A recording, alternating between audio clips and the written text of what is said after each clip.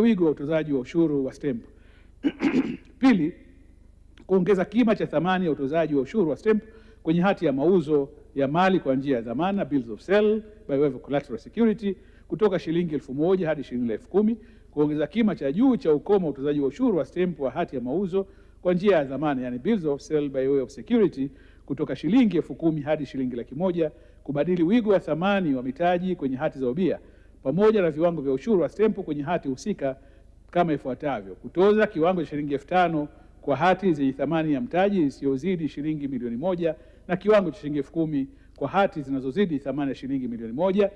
5, kuongeza kiwango cha ushuru wa stamp kwenye hundi kutoka shilingi 100 hadi shilingi 500. Kuongeza 6, kuongeza kiwango cha ushuru wa stamp kwenye hati za kusitisha mikataba ya ukodishaji kutoka shilingi 1,000 hadi shilingi 2,000. 7, kutoza ushuru wa stamp kwa kiwango cha shilingi 500 kwenye hati za ubadilishaji wa mali. Na 8, kutoza ushuru wa stamp kwa kiwango cha 0.5 kwenye hati za uhamishaji wa ardhi na matumizi ya kilimo badala ya kiwango maalum cha shilingi 500 kinachotozwa.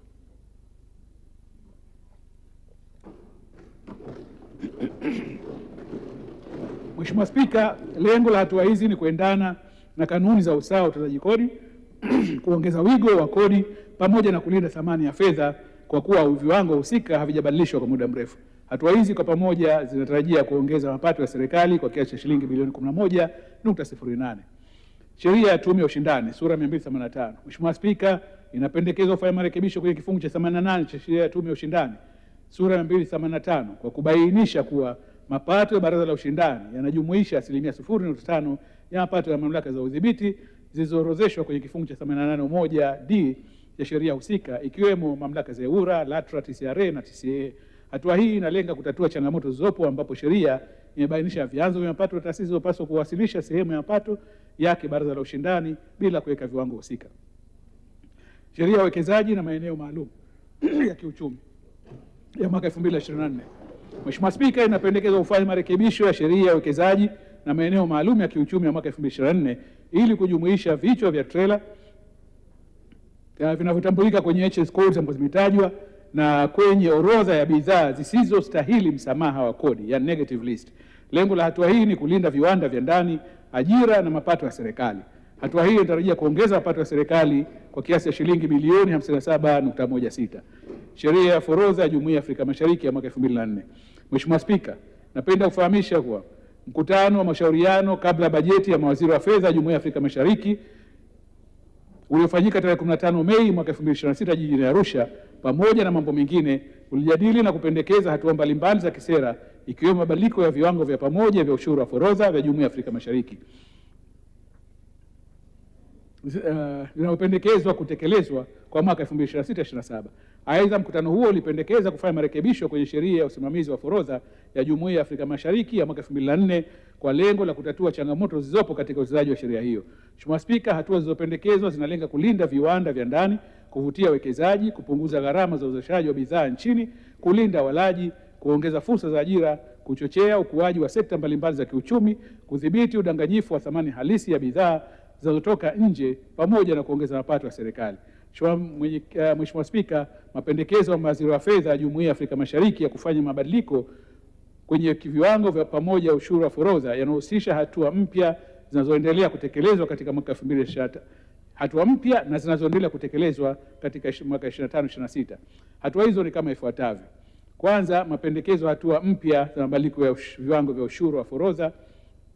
Mheshimiwa Spika, mosi ni kutoza ushuru wa forodha kwa kiwango cha 35% au dola za Marekani 2 kwa mita za mraba, kutegemea kiwango kilichokuwa kikubwa, badala ya 25% kwa mwaka mmoja kwenye mawe yanayotumika kama mapambo katika ujenzi yanayotambulika kwa HS headings 9.02 kwa lengo la kuhamasisha matumizi ya mawe yanayopatikana ndani ya nchi.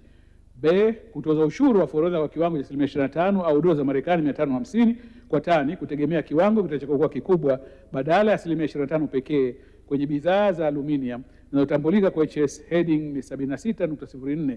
Hatua hii inalenga kulinda viwanda vya ndani, kuhamasisha wekezaji nchini, kuongeza mapato ya serikali na kudhibiti udanganyifu wa thamani halisi ya bidhaa kutoka nje. Che, kutoza ushuru wa forodha kwa kiwango cha asilimia 35 au dola za Marekani 350 kwa tani, kutegemea kiwango kitachokuwa kikubwa badala ya asilimia 25 pekee kwenye sabuni zinazotambuliwa kwenye HS codes ambazo zimetajwa. Hatua hii vile vile inalenga kulinda viwanda vya ndani vinavyozalisha bidhaa hii, kuhamasisha uwekezaji nchini na kudhibiti udanganyifu wa thamani halisi za bidhaa. Kutoza ushuru wa forodha kwa kiwango cha asilimia 35 au dola za Marekani 250 kwa tani, kutegemea kiwango kilichokuwa kikubwa badala ya asilimia 25 pekee kwenye stiki za kuchomea yani welding electrodes na utambulika kwenye HS code 8311.10.00. Vile vile kutoza ushuru wa forodha kwa kiwango cha asilimia 10 badala ya asilimia 0 kwenye mafuta ghafi ya mchikichi kama ambavyo nilishasema hapo awali. Kutoza ushuru wa forodha kwa kiwango cha asilimia 10 badala ya asilimia 0 kwenye chokaa utambulika kwa HS code 2836.50.00 kwa lengo la kulinda viwanda vya ndani pamoja na kuvutia uwekezaji katika sekta hii. Ni kutoza ushuru wa forodha kwa kiwango cha asilimia 35 au dola za Marekani 0.3 kwa kila mita moja, kutegemea kiwango cha kikubwa badala ya asilimia 25 pekee kwa mwaka mmoja kwenye vitambaa vya pamba vinavyotambuliwa kwenye HS codes ambazo zimeorodheshwa katika hotuba yangu ya bajeti. Lengo mheshimiwa bado limeendelea kuwa ni kuongeza mapato ya serikali, lakini zaidi kuhashajiisha maendeleo ya viwanda nchini na kulinda viwanda vilivyopo. Kutoza ushuru wa forodha kwa kiwango cha asilimia 35 badala ya asilimia 25 kwenye milango na madirisha ya plastiki yanayotambulika kwa HS code 3525.2000 kwa lengo la kulinda uzalishaji wa ndani. Kupunguza ushuru wa forodha kutoka asilimia 25 hadi asilimia 10 kwenye magari yanayotumia nishati ya umeme yanayotambulika kwenye HS code ambazo zimetajwa kama nilivyotangulia kusema. Nchi wanachama wa Jumuiya za Afrika Mashariki, Mheshimiwa Spika, vile vile zimekubaliana kubadilisha kiwango cha ushuru wa forodha kutoka kiwango cha asilimia 35 pekee hadi kiwango cha asilimia 35 au dola 3 za Marekani kwa kila mita moja ya mraba, kutegemea kiwango kitakachokuwa kikubwa kwenye marumaru zinazotambulika kwa HS codes ambazo zimetajwa katika hotuba bajeti.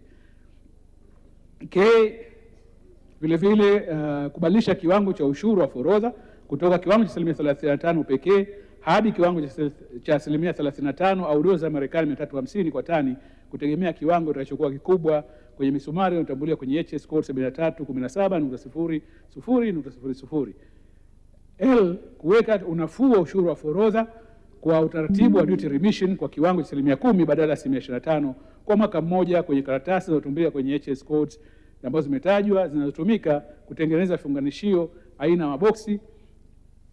Lengo la hatua hii ni kuwapa unafuu wa uzalishaji wa vifunganishio vilivyopo hivyo hapa nchini ili wananchi waweze kuipata kwa urahisi na gharama nafuu. Kuweka unafuu wa ushuru wa forodha kwa utaratibu wa duty remission kwa kiwango cha asilimia 0 badala ya asilimia 10 kwa mwaka mmoja kwa karatasi zinazotambulika kwa HS codes zilizotajwa zinazotumika kutengeneza vifunganishio aina ya maboksi. Lengo ni lile mheshimiwa, kuimarisha viwanda vya ndani, kuweka unafuu wa ushuru wa forodha kwa utaratibu wa duty remission kwa kiwango cha asilimia 0 badala ya asilimia 10 kwa mwaka mmoja kwenye malighafi zinazotambulika kwa HS codes zilizotajwa zinazotumika kutengeneza vifunganishio vya aina mbalimbali. Kuweka unafuu wa ushuru wa forodha kwa utaratibu wa duty remission kwa kiwango cha asilimia 10 badala ya asilimia 35 kwa mwaka mmoja kwenye malighafi zinazotambulika kwenye HS code 3210.00.99 zinatumika katika utengenezaji wa aluminium profiles. Kuweka unafuu wa ushuru wa forodha kwa utaratibu wa duty remission kwa kiwango cha asilimia 0 kwenye vifungashio vinavyotumiwa na wazalishaji wa madawa ya mifugo kwa mwaka mmoja. Kuweka unafuu wa ushuru wa forodha kwa duty remission kwa kiwango cha asilimia 10 badala ya 25 kwenye nyaya unatambulika kwenye HS codes ambazo zimetajwa zinatumika katika utengenezaji wa nguzo za umeme za zege. Lengo la hatua hii ni kupunguza gharama za uzalishaji wa nguzo hizo ndani ya jumuiya ili kuwezesha zoezi la ubadilishaji wa nguzo za miti kwa kuweka nguzo za zege pamoja na usambazaji wa umeme kufikia vijijini na kwa wananchi. Mapendekezo ya kuendeleza na viwango vya ushuru wa forodha. Mheshimiwa Spika, miongoni mwa mapendekezo ya viwango ambavyo vimepangwa kuendelea ni kupunguza kiwango cha ushuru wa forodha kutoka asilimia 10. Hivi ni tayari vipo, vinapendekezwa kuendelea tena kwa mwaka mwingine mmoja. Kupunguza ushuru wa forodha kwa asilimia 10 hadi asilimia 0 kwa mwaka mwingine mmoja kwa vifaa vya kielektroniki vinavyotumika kuhasibu mapato ya serikali vinavyotambulika kwa HS code 8470.50.00 na 8470.90.00. Kutoza ushuru wa forodha kwa kiwango cha 10% badala ya 0% kwa mwaka mmoja kwenye unga wa kakao unaoingizwa kutoka nje unatambulika kwa HS code iliyotajwa. Kutoza ushuru wa forodha kwa kiwango cha 10% badala ya 0% kwa mwaka mmoja kwenye fito za plastiki zitokanazo na PVC profiles zinatambulika kwenye HS code zilizotajwa zinazotumika kutengeneza frame za milango na madirisha hapa nchini. Kutoza ushuru wa forodha kwa kiwango cha 25% au dola za Marekani 1.35 kwa kila kilo moja kutegemea kiwango kilichokuwa vitajwa. Mheshimiwa Spika, viwango hivi